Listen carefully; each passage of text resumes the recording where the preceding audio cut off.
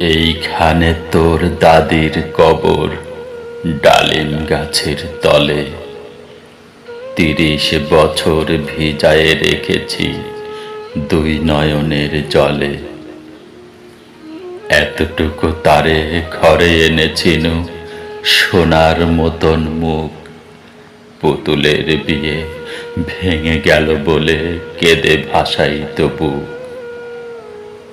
এখানে ওখানে ঘুরিয়া ফিরিতে ভেবে হইতাম সারা।